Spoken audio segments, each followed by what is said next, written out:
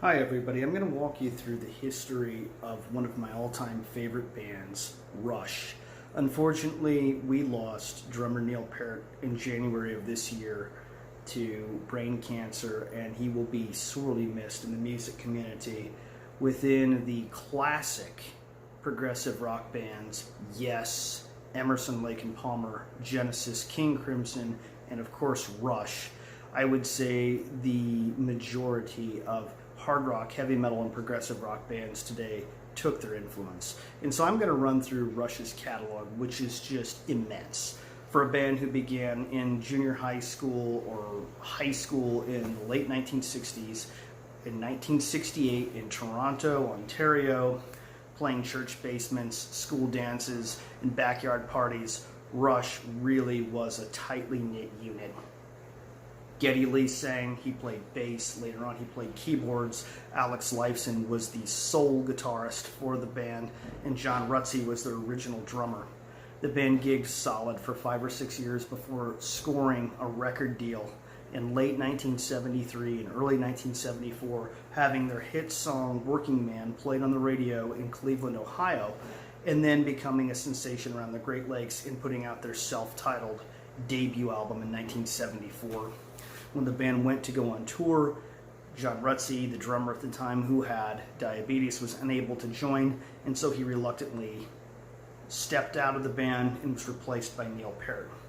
In 1975, with Peart on board writing the lyrics, the band became a much more progressive and lyrically diverse band. They put out the records Fly By Night and Caress of Steel in 1975 before releasing their monumental concept album 2112 based on Ayn Rand's novel The Fountainhead in 1976, which was also the same year the band's All the World's a Stage live album, their first live record, came out.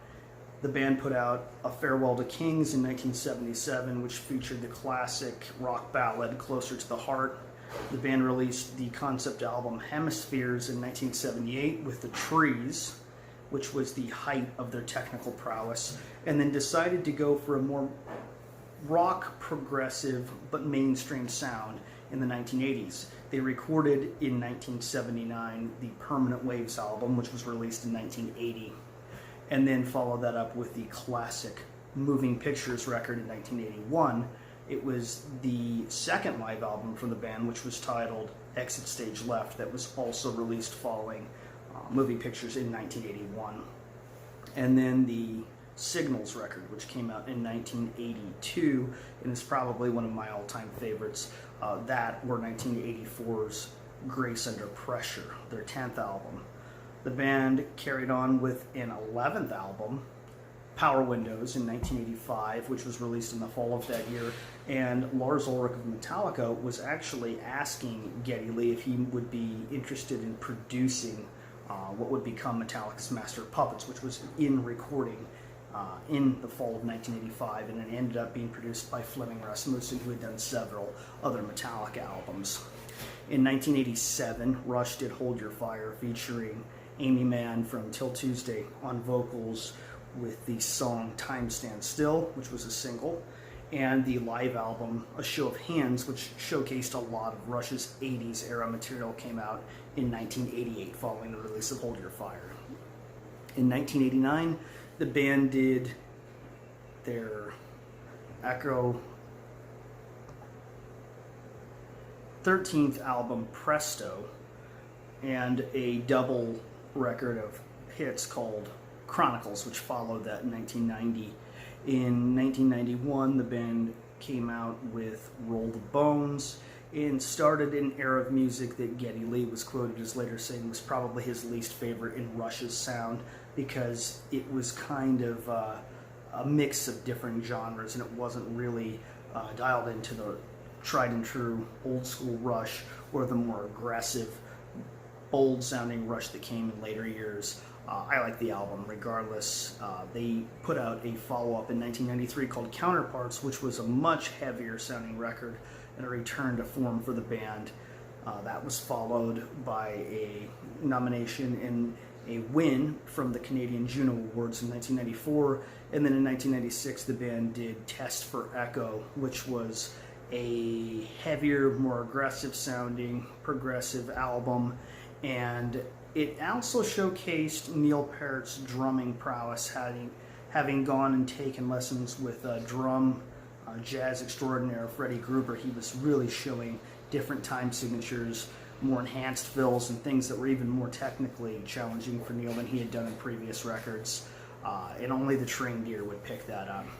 In 1998, after Neil had gone through tragic loss, losing his daughter and then later his wife a year later, the band decided to release a live compilation record called Different Stages that showcased their live material over the years and the touring cycles leading up to that record. And they took about a 4-year hiatus before coming back in 2002 with Vapor Trails, which was a heavier, more focused return to form. And another live album, Rush in Rio, from their show in Rio de Janeiro, which was released as a triple album in 2003. An EP of cover songs dedicated to all their influences titled Feedback in 2004, and I saw them on that tour. It was phenomenal. They did a live record from that called R30 in celebration of the 30th anniversary of the release of their first album that came out in 2005. And then they did their next record, Snakes and Arrows, which was produced by Nick Raskulinecz in 2007, and it was a really great album. The music took on many, many different styles, old and new. They did a double live album in 2008 called Snakes and Arrows Live off of that tour, which I also saw and was just blown away at how great the music was. In 2011, Rush did Time Machine, a live album, which I believe was in Cleveland, from where they were very first discovered within mainstream rock radio audiences.